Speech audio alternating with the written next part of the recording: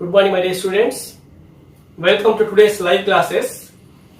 Today we are going to discuss about center of mass, center of gravity and stability of the body. Let us consider few examples. In circus, you see a man walking on the rope and a man balancing on a pole, bicycle balancing, and an elephant balancing herself on a ball, and a dog balances on a ball. And also you must have observed in the playground, the football players rotate the football on their point fingers. So look at this example again. The person walking on a rope holds a long pole in his hand. He changes the orientation of the pole such that the line of action of his total weight always passes through the rope, so he does not fall down. To say clearly, every body is made up of a large number of particles. The man on the rope has different particles you can see, like legs, hands, trunk and head. While he is balancing on the rope, his body becomes rigid. In the rigid body, the particles are held together in fixed positions relative to the one another. Observe the man on the rope carefully. His head, hands, trunk, legs and the feet are stiff. So each particle is attracted towards the center of the earth, that the force equal to its weight. The man, all particles are fixed together and they are attracted towards the center of the earth. Let's see another example. A scale-like rectangular shape is balanced on an arrow. F1, F2, F3, F4, F5 and F6 are the forces acting on the particles P, Q, R, S, T, U respectively. The resultant of all these forces is equal to their vector sum.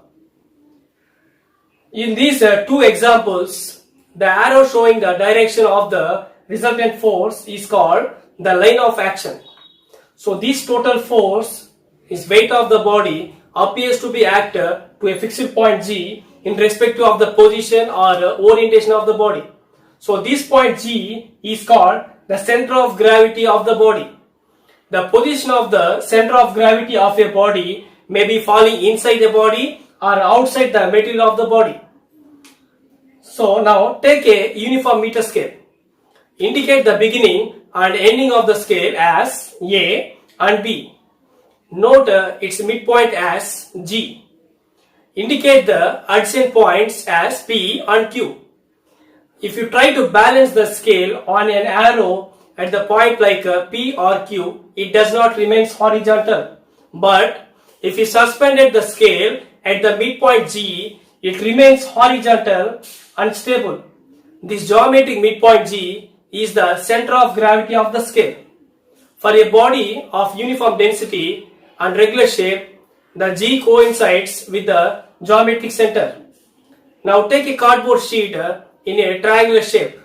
Indicates the three vertices corners as A, B and C. Note the midpoints of the sides as AB, BC and AC. Note the midpoints of the sides AB as D. Note the midpoint of the side AC as F. And note the midpoint of the side BC as E. Now join the sides CB, AE and BF. These lines meet at a point G. So this point G is the geometric midpoint of the triangular lamina. If you hang the lamina at the point G, it remains horizontal. If you hang it another place, it does not remain horizontal. So with this experiment, you can understand that the G is the center of gravity of the triangular lamina. To know the center of gravity in the circular body, let's take one more experiment. Take a circle-shaped cardboard sheet. Put a thin wire on the circle and name it as A and B. Fix the wire in that position to the ring with the gum tape. Similarly, balance another thin wire and name it as C and D and fix the wire in that position to the ring with the gum tape. Now, the wire AB and CD intersect at the center G of the circular lamina. Suspend the lamina to the point G by a thread. The lamina remains horizontal and stable. Therefore, the geometric center G is the center of gravity in the circular body. The center of mass and the center of gravity are the two terms that are often used to interchangeably, but they are rarely not the same. So let's take an object like, for example, if you take a 5 kilogram bowling ball, if you drop the bowling ball, it will fall to the ground because of the force of gravity. But do you know that the bowling ball fall to the ground in the same way that our 5 kilogram of a point mass will? If the point mass is placed at the varying center of the bowling ball is a uniform object with the center of mass varying the center of mass of the bowling ball. The center of mass is the mean position of the mass in an object.